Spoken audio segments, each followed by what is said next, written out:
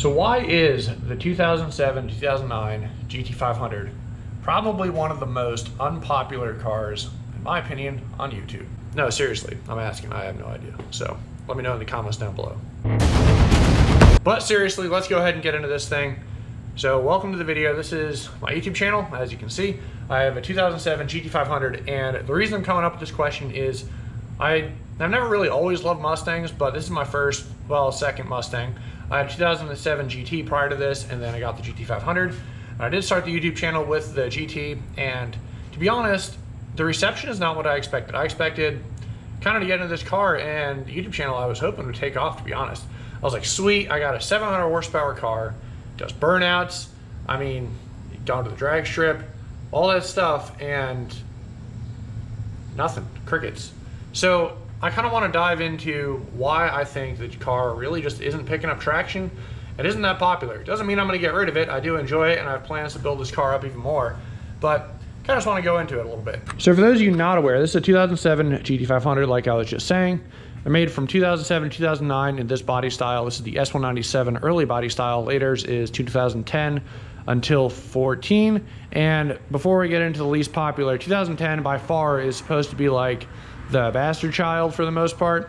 And that's because it had this technology in it. So the iron block 5.4 with a new body style. So there was kind of some wonkiness going on in terms of the crossover. I'm not here to talk about the 2010. That's its own little thing. This is my 07 though. That's what I want to talk about. So here's my question, right?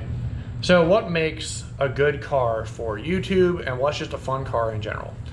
So I had a couple of theories, but as far as the fun car goes, right? Can spin the tires on demand.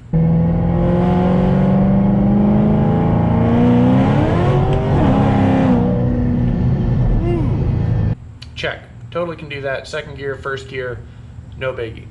Gonna do a burnout.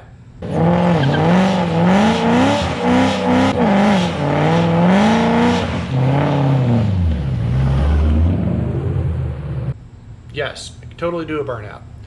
Is it a V8, and does it sound good going down the road?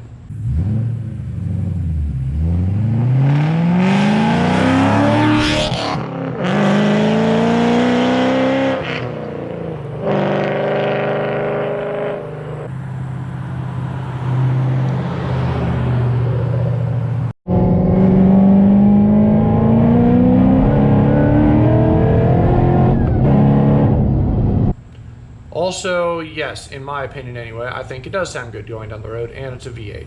It's also a manual, it's got a supercharger on it. I mean, it's really the full package for a pretty sweet car. So kind of what shot it in the foot, and why does it suck? Well, to answer that question, in my opinion, I think the first thing that shot it in the foot was factory horsepower. It was nothing to write home about. It made 450 wheel horsepower. And especially coming off the Cobra, which was prior to that, with a couple of bolt-ons, that thing would, you know, it made a lot of horsepower back in its day. So you're looking at 600-700 pretty reliably for the most part. And then this comes out, everyone's like, yes, except no, it's a 400, really just a 400 wheel horsepower car. So the good saving grace part about that is with a supercharger swap and a few other minor upgrades, you can easily get into the 700 plus horsepower range. That's where this one sits. Very happy with that, but it's just something to keep in mind. So I think that initially wasn't a good look. Top Gear did a review on this. I remember seeing a long time ago, and when they did a review, their ultimate, I think they were comparing it against a Boss 302 or something along those lines. But when they did the review on it, it was the almost GT500 is what they called it, because, well, it didn't come anywhere near the 500 horsepower mark. So I think that also, even though that's not what the name signifies, also played a role into pinning a nail in the coffin. And the only really positive media outlook that I've ever seen on this is from the movie I Am Legend, and Will Smith goes driving around New York City in one, which is a pretty badass scene. So other than that though, you really don't see these cars around almost at all. Then I think the other issue is they came out just before social media and YouTube really kicked off. So I think a lot of the owners that were doing cool stuff, because there's plenty of owners out there that have really neat cars. They've done crazy fast drag racing with it. They've done a lot with them, but no one's documented it, like, other than maybe a back forum or a personal record or a shop record, you know what I mean? So by the time you get into the 1112s that came out, they changed up the whole look. They made it a little squished in the front, brought out a few of the features that they thought looked good, and you have your classic, what in my opinion is one of the most popular GT500s, 1314 GT500. When people think of a modern GT500, that's what they're thinking of. So I think the biggest thing that this car suffers from is the 1965 Mustang syndrome. So think back to when the Mustangs came out. This is basically the 65 of the modern era. You had the 1965, 66, and then 67 they came out with the Boss 302 fastbacks, all the way up to the 69, which is the golden child. So 67 had the fastback that looked updated, and everybody loves the 67 to 69 Mustangs. They are the hands down iconic. That's the go-to if you're getting a classic Mustang. And I think this suffers from the same problem. Just, it didn't quite have the features that brings it into a wow car. So that's kind of my opinion on why it's one of the less popular ones. I mean, there's just a couple of technical reasons, but most of this stuff is all technical within the GT500 community. When you go outside the GT500 community, no one really cares. But like within the community, people care about it's an iron motor as opposed to the 11 through 14s, which are a aluminum block, and then the later 5.8. In my opinion, I don't really care that it's iron block. It still makes plenty of power, but extra, I think it's about 200 pounds in the front end, so it's that. So then on top of that, you have creature comforts that are, you know, they're a little lacking on the inside. I've changed up a little bit of mine because there are things I didn't like about it, but you know, hard plastics, a lot of plastics. You don't really get any nice carbon looks. So I have upgraded mine a little bit, put some Cobra race seats, and then, you know, shifter, not much, but really it's almost factory in here. There's really not much changed. And door cards, because the factory ones like to peel out. So again, another not great look on Ford for the early GT500s. So what does that mean? Well, it means if you want to become a YouTube star and personality, you probably shouldn't get an 07 to 09 GT500 because it's not going to happen. Unless you have a lot of money to go ahead and dump into it and make it 1,000 plus real horsepower, document every little thing you do, which, I don't know, we'll see what happens in the future. But yeah, probably not the best move. However, for the enthusiast that wants a Mustang to go fast, in my opinion, I think it's probably the best bang for your buck Mustang you're going to get. And here's why. So the 05 to 10 GTs had the 4.6 motor in it. And most people kind of forgot about the 4.6 as soon as the Coyote came out because it's such a hunk of garbage. Without opening the block, you couldn't get past 450 wheel without it breaking. That was pretty much the bad nail in the coffin for that whole motor and car. So I think that also aids in making this less popular because it does look very similar.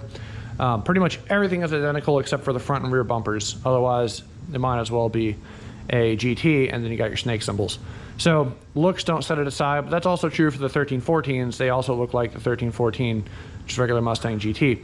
However, that's where the big difference is. So factory, you can push this block to about 750 is where I feel comfortable at.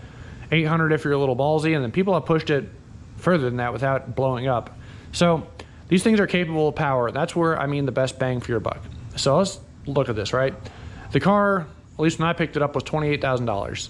So for 28, you're also in the same range as the Coyote territory. So you can be in the Coyote range, right? And they can hold the same amount of power, roughly. You can get up to about 700, 750 on a Coyote without going boom. So what makes this special? Well, you get a supercharger factory, right? Again, it doesn't really matter that much because it's kind of a crappy supercharger, but you can upgrade it. And then instead of on the Coyote side, you have to buy a supercharger kit, which means heat exchanger, coolant system, manifold to be able to mount the supercharger on top of, all that stuff to be able to do it. And you're stuck with the crappy MT82 transmission. Or you can get a GT500 that may not look quite as nice as the 1314s, or it looks better to you. Depends on who you ask. In my opinion, I like the way this thing looks. So it looks and then you move up a little bit, but now all you have to do is swap a blower versus everything else. Get a tune on there. The 1314 Trinity GT500 blowers are a great bolt-on swap. You can go VMP, Whipple, pretty much take your pick, and you're gonna make a lot more power. So as far as price goes, I think this is the best bang for your buck. 800, basically up to 800 horsepower you can get. Any other car to go beyond that, unless you're on the GM side, but those cars are looking at still at 60K for like a ZR1. or sorry, a Z06 or Camaro ZL1. So comparison-wise, price-wise, I think this is where it's at. So hopefully these cars do start picking up a little bit in popularity. I think the other issue is a lot of owners got them to be collector cars, and once they pick them up, they don't let them go. And they only made 22,000 of these. I looked that up the other day because I was curious. For perspective, the 2015 to 2019 Z06 has 44,000 made. So almost double the numbers for a, I would say, comparable supercharged top of the line car. So yeah, that's pretty much it. With the current market right now, this thing is up in value a little bit. I'm gonna guess probably about 31 to 32 for this one. I've seen them with lower miles up in the 34, 35 range, which is pretty crazy to me because that used to be the 11 to 12s, and you could pick up a 2013, 14 for like 40. So it's pretty wild. Those are up in the 60s now. But so that's kind of just my 2 cents on the car. Let me know what you think down below, basically in terms of, you know, how and why is this thing not so popular? You know, what did Ford do wrong? And I don't know. So that's kind of just my thoughts on it. And as it is though, I do love this car. It has been awesome to me. Pretty much trouble-free for the most part. Did a little rear end work, but I mean, it's been good to go. I finally got it to go 10s a while ago. And now I'm just trying to figure out where I want to take it in the next direction. So that's going to pretty much do it for today's video. I just kind of wanted to go over, I don't know, just a couple thoughts, bounce around the GT500. Let me know what you guys think down in the comments down below, and I will get back to you. I pretty much get back to everybody these days because, well, the channel's pretty small. But for those of you who are subscribed and watching, I want to say thank you very much. We are growing very slowly. And in terms of not lighting off a media platform, here's proof that the GT500 just ain't it in terms of popularity, at least not this one, not the 07 to 09s. And that is because that truck right there, which is a 2001 Ram 3500, not super practical, not that many people daily drive dualies like I do, but there it is, religiously gets way more views and way faster click rates than the 700 horsepower drag car, which I just find that kind of interesting.